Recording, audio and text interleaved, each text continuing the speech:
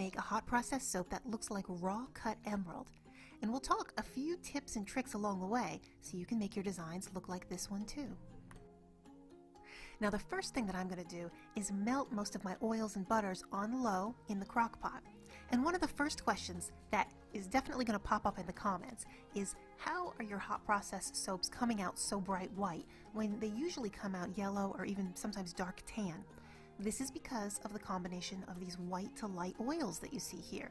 Now if you follow my recipes, you already know the ones that I love to use the most, but the shorter answer is, it's the oils. It's not any special colorant that's going into the recipe.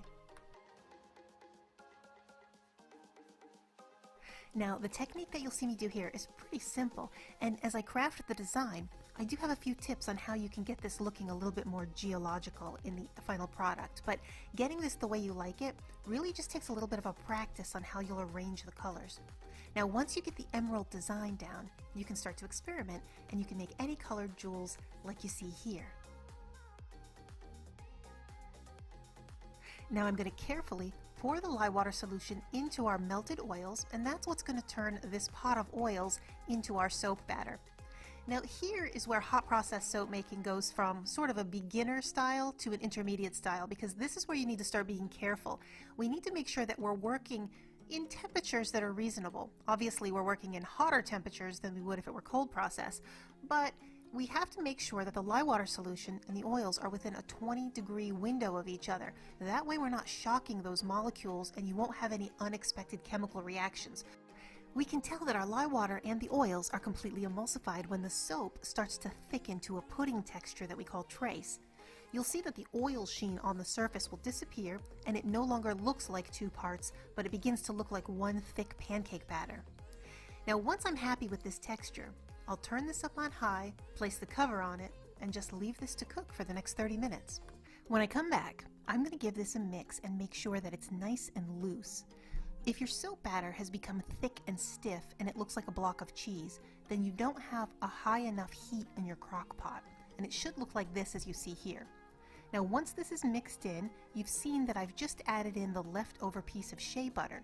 Now this is part of the whole recipe, but I've calculated for there to be 5% extra oil, or a 5% super fat in this bar, and this will ensure that the oils left floating in my bar are the more expensive luxury oils. At this point, there isn't much to do but let the soap cook until it's completely gelled. Now this can vary depending on how hot your crock pot gets, so no two batches are ever exactly the same. The important part is to keep checking on it to make sure the soap doesn't expand out of the pot. If it looks like it's getting close to the top, just stir it down until it settles and then turn the heat on to a lower setting if you have to. You want to make sure that you periodically check on it to make sure that it's not cooking unevenly, drying out at the top, or separating.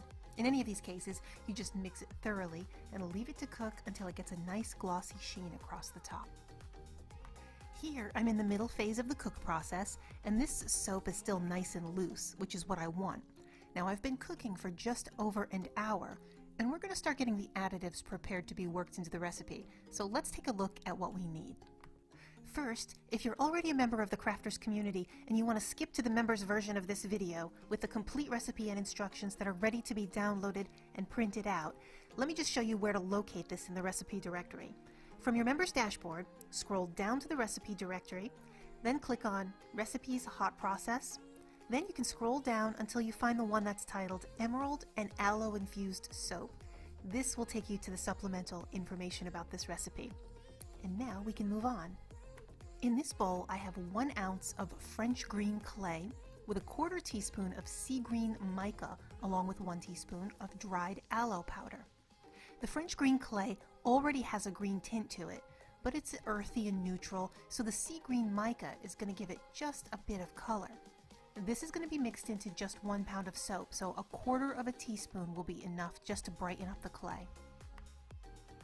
Here is our dried aloe powder. Now the green one is the one that I made last summer, which I prefer because I think it's prettier. The brown aloe is professionally processed. Now remember, aloe is a thick gel material, so you don't need too much in your recipe. That dry dust is really going to expand when it's rehydrated, and you can use either one of those. Next we have some white kaolin clay, and then we have a series of colors for our pencil lines. Activated charcoal, Then we have 24 karat gold mica. And then I have Nutone Sea Green powder, which is a green chromium. Now this is really going to give me that emerald color that I want to go nicely against that French green clay. And then finally, I'm just going to take 1/4 teaspoon of the Nutone Sea Green powder and dust it into an ounce of sea salt. Then we're going to use this to decorate the top of the bar to make them look crusted. After about 40 minutes, we've returned and we've just hit that 3rd stage of cooked process. Up close, you can see that we've got that glassy Vaseline texture. Now I'm going to turn the heat off here because the trickiest part of hot process is incorporating your ingredients before you lose too much water so that you can't get everything mixed in before it becomes too dry to design. And nothing will thicken your hot process like an ounce of clay. So here's when I want to start cooling it all down. So in the next few minutes, I'm going to separate this out into 3 parts and color each part as follows. One part gets 3/4 of an ounce of white clay. The second part gets that bowl of French green clay that had been colored with the light sea green mica and the aloe powder. And the third part gets a full teaspoon of the Nutone Sea Green mica. Now these all need to be mixed well, and during this process, you need to be aware of how fast this is beginning to dry. It takes just a minute to get that clay completely incorporated in there, so you need to be paying attention to just how thick your soap is becoming. The texture should look right about what you see here because you want to keep working with it while you're laying your design into the mold. Now once these are mixed well, I'm going to pour 1/2 ounce of my fragrance oil into each part. Now it's fine if you added this before you separated the soap batter, but I just did it this way to just give it more time and more heat disbursement as I was mixing so the temperature could come down so that fragrance will stick better.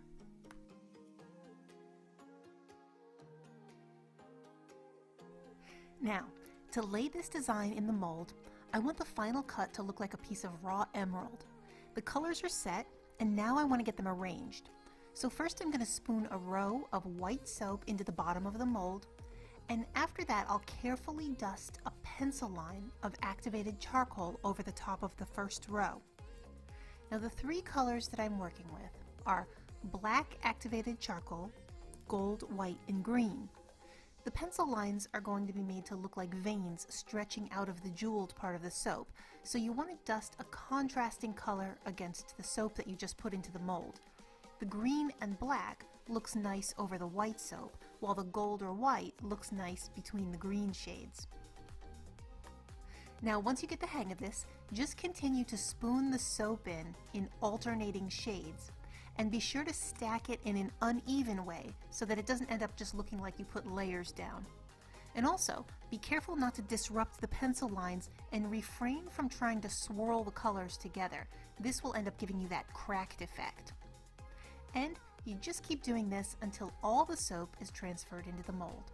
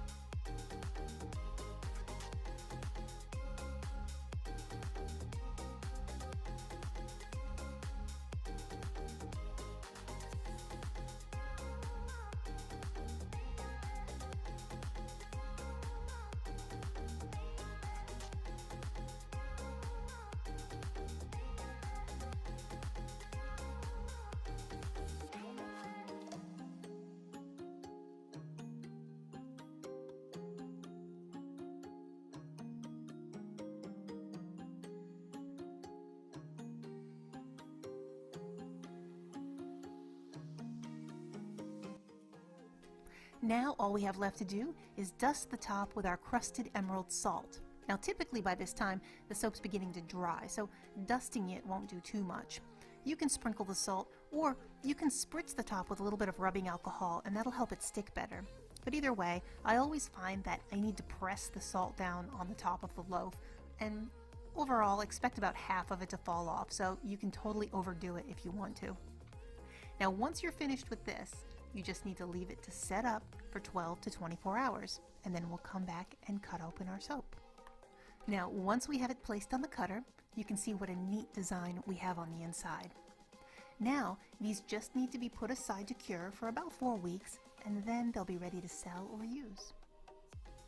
I hope you enjoyed this episode of Thermal Mermaid. This has been our emerald and aloe infused rock geological soap that we've made with the hot process method. And if you need any help working on your recipe, or if you're just trying to figure out this one all on your own, come on over to our Facebook group. The link will be down below this video, and we have an entire community of people who are working on their projects and this one, and we can live interact and chat with you and help you troubleshoot any issues or questions that you might have about this recipe. Till next time, guys.